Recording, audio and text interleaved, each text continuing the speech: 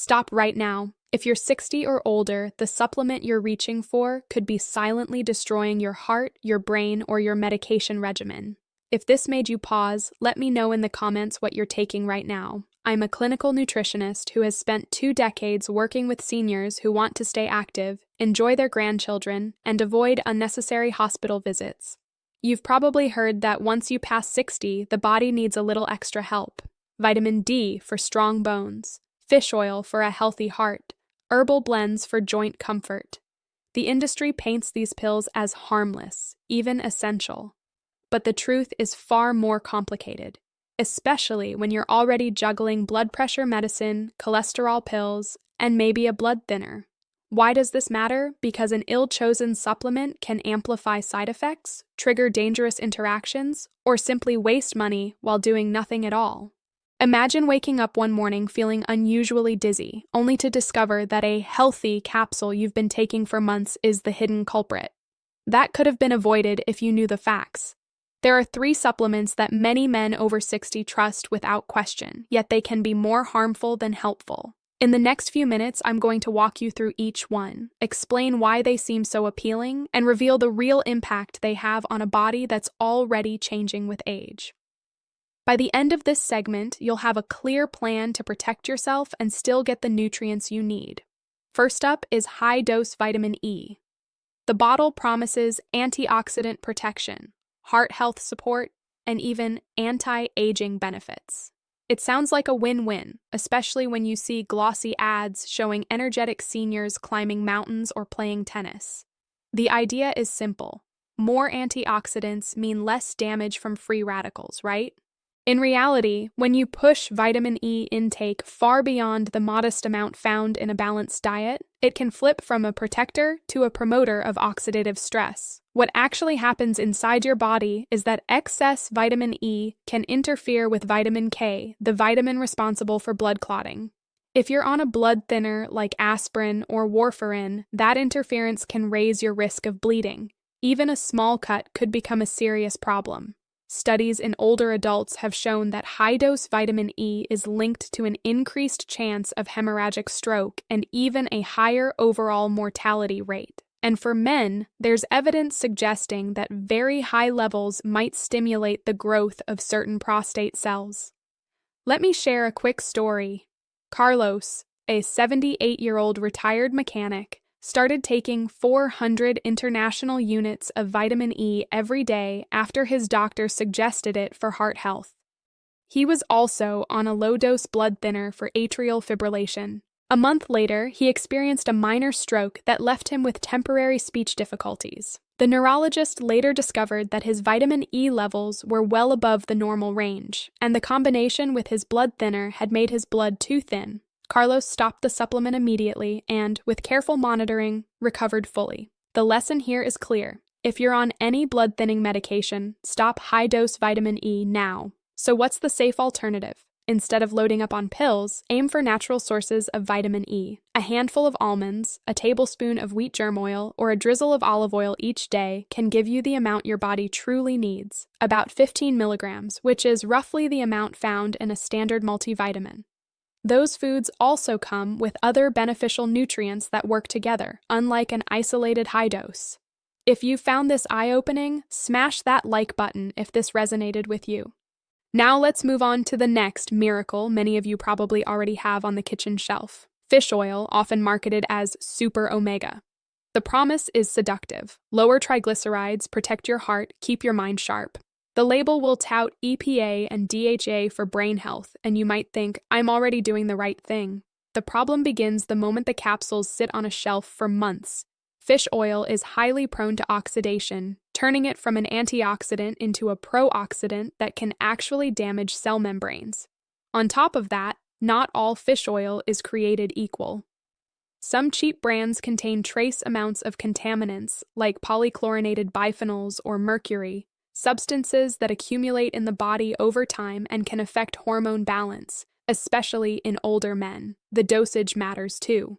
While a modest amount, about 1,000 milligrams of combined EPA and DHA, can be beneficial, many people take double or triple that amount, thinking more is better. For seniors, the risks become more pronounced.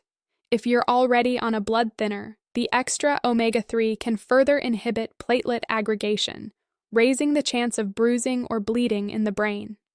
Some studies have shown that very high doses of fish oil can actually raise low-density lipoprotein cholesterol in certain individuals, counteracting the intended heart protective effect. And there's a lesser-known interaction with certain blood pressure medications. Excessive fish oil can cause your blood pressure to drop too low, leading to dizziness or fainting. Consider the case of Juan, a 72-year-old former teacher who began taking 2,000 milligrams of fish oil twice a day after his grandson gave him a bottle as a gift for health. He was also on an ACE inhibitor for hypertension. Within a few weeks, he started feeling unusually lightheaded after standing up, and a routine check revealed his blood pressure had dropped to a level that required medication adjustment. His doctor advised him to cut the fish oil in half and switch to a high-quality, low-oxidation product, and his symptoms resolved. The takeaway? If you want to keep fish oil in your regimen, choose a reputable brand that guarantees freshness, check the expiration date, and stick to a daily dose that matches the recommendations on the label, usually 1,000 milligrams of combined EPA and DHA. Pair it with a meal that contains some fat to improve absorption, and always let your physician know you're adding it, especially if you're on blood thinners or blood pressure drugs. We're now approaching the third supplement, the one that's often hidden in energy-boosting blends and joint support formulas. In the next segment, we'll uncover why that ingredient is a silent threat to men over 60, what symptoms to watch for, and how to replace it with a safer option that actually supports mobility without compromising heart health. Stay tuned, and if you're finding this information valuable, consider subscribing so you don't miss the crucial final piece. Now let's shine a light on the third culprit, the one that often hides behind glossy labels promising a boost of energy or a joint support miracle. It's an ingredient that most of us have seen on the back of coffee cans, on energy drinks, and even tucked inside those pre-workout powders that claim to keep you moving well into the evening. I'm talking about caffeine. You might be thinking, caffeine? That's just coffee, right? A cup of joe can't hurt. And that's exactly why it's so tricky. The industry paints caffeine as a harmless pick-me-up, a natural stimulant that sharpens focus and burns a few extra calories. They tell you it's fine for anyone who wants a little extra zip in their step. For many men over 60, that narrative feels comforting. You've lived a life where a morning cup of coffee has been a ritual, a moment of calm before the day begins. Adding a supplement that promises enhanced stamina might seem like a natural extension of that habit. But the reality inside your body is more complex. When you ingest caffeine, it blocks a neurotransmitter called adenosine, which is responsible for signaling fatigue. By doing so, it sends a surge of adrenaline through your system, raising your heart rate and tightening blood vessels. For a younger person with a resilient cardiovascular system, that extra jolt might feel like a harmless boost. For a man in his 60s, especially one who may already be dealing with hypertension, arrhythmias, or a history of heart disease, that same surge can push the heart into an uncomfortable rhythm. Let's break down what happens step by step. First, caffeine is absorbed quickly through the lining of your stomach and small intestine, reaching peak levels in your bloodstream within about 30 minutes. It then travels to the brain, where it binds to adenosine receptors, essentially turning off the "I'm tired" signal. Simultaneously, it stimulates the release of catecholamines. Those are the stress hormones like norepinephrine that make your heart beat faster and your blood vessels constrict. This combination can raise systolic blood pressure by as much as 10 millimeters of mercury in susceptible individuals. If you're already on a blood pressure medication, that extra rise can undermine the drug's effectiveness, leading to spikes that increase the risk of stroke or heart attack. Second, caffeine can interfere with the way your body processes certain prescription drugs.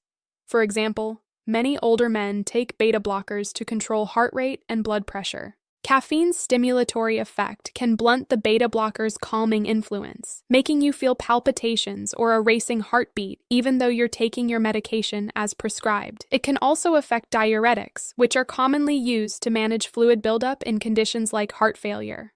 Caffeine's mild diuretic property can exacerbate fluid loss, leading to dehydration, electrolyte imbalances, and in some cases, worsening kidney function. Third, there's the impact on sleep. Even if you consume caffeine early in the day, its half-life, meaning the time it takes for half of the substance to leave your system, can be upwards of 6 hours in many people, and longer in older adults whose metabolism slows down. Poor sleep quality can increase inflammation, raise cortisol levels, and impair the body's ability to repair tissues, which is especially problematic if you're trying to maintain joint health. A night of restless sleep can leave you feeling more achy, more fatigued, and more likely to reach for yet another supplement in a vicious cycle. Now, let's hear a real-life story that brings these points home. Meet Miguel, a 72-year-old retired engineer who loved his morning coffee and recently started taking a joint support capsule that listed glucosamine, chondroitin, and a proprietary blend of herbs, including a significant amount of caffeine. He thought the caffeine would give him a little extra energy to keep up with his grandchildren, and he didn't realize the supplement also contained about 400 milligrams of caffeine per serving, roughly the amount you'd find in a strong espresso. Miguel was already on a beta blocker for hypertension, and he had a history of occasional atrial flutter, a type of irregular heartbeat that his cardiologist kept under control with medication. Within a couple of weeks of adding the supplement, he began noticing a fluttering sensation in his chest, especially after climbing a flight of stairs to his porch. He also experienced episodes of lightheadedness when he stood up quickly, and his wife reported that he was more irritable and having trouble sleeping through the night. When Miguel finally mentioned these symptoms to his doctor, an electrocardiogram revealed that his heart rhythm had become more erratic, with brief runs of premature beats that weren't present before. The physician asked Miguel about any new supplements or dietary changes. Once Miguel mentioned the joint support capsule, the doctor recognized that the hidden caffeine was likely the trigger. The doctor advised Miguel to stop the supplement immediately, reduce his coffee intake to a single cup in the early morning, and monitor his heart rhythm over the next few weeks. Within a month, Miguel's palpitations subsided, his blood pressure stabilized, and his sleep quality improved. He switched to a joint support formula that relied on natural anti-inflammatory ingredients like turmeric and boswellia, without any added stimulants. The lesson here is clear. Even an ingredient that seems harmless in isolation can become dangerous when combined with other medications or health conditions. So, what should you do if you're currently taking a supplement that contains caffeine? First, read the label carefully. Look for terms like caffeine, guarana, yerba mate, thein, or natural stimulant. These are often listed in the ingredient list, sometimes under a blend name that can be easy to overlook. Second, compare the amount of caffeine in the product to what you would get from a standard cup of coffee, which typically contains about 100 milligrams of caffeine. If the supplement provides a similar dose, consider whether you truly need that extra stimulant.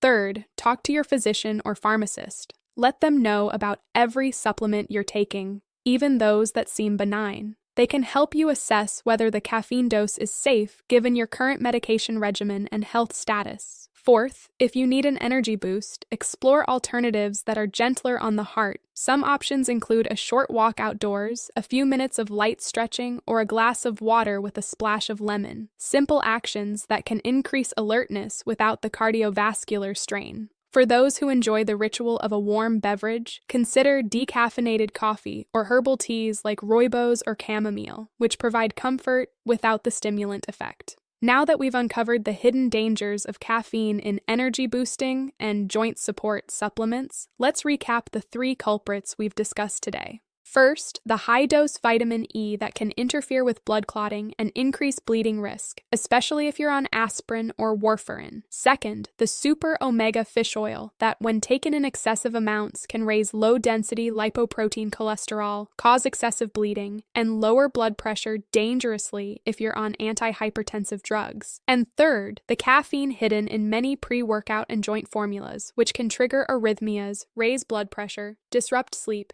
and interact with beta blockers, diuretics, and other common medications for seniors.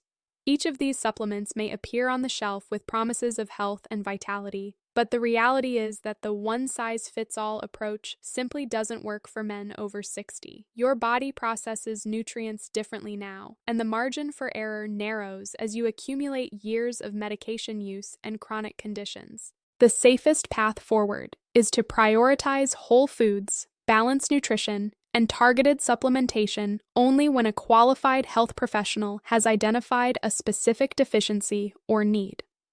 Before we wrap up, I want to leave you with a practical checklist you can use tonight. Check the ingredient label of every supplement you currently take. Write down any that contain vitamin E, fish oil, or caffeine, and note the dosage. Compare those dosages to the recommended daily amounts for someone your age. If they exceed those guidelines, consider reducing the dose or stopping the supplement altogether. Schedule a short appointment with your primary care doctor or a pharmacist to review your supplement list. Bring the bottles with you so they can see exactly what you're consuming. If you decide to keep any of these supplements, look for high-quality, third-party tested brands that guarantee purity and appropriate dosing, and always take them with a meal to improve absorption and reduce gastrointestinal upset. Finally, remember that the best medicine is often a lifestyle that includes regular physical activity, adequate sleep, a balanced diet rich in fruits, vegetables, lean proteins, and healthy fats, and staying socially engaged. These habits synergize far better than a single magic pill ever could. Now, I'd love to hear from you. Have you ever taken a supplement that turned out to be more harmful than helpful? What was your experience and how did you navigate it? Drop your story in the comments below.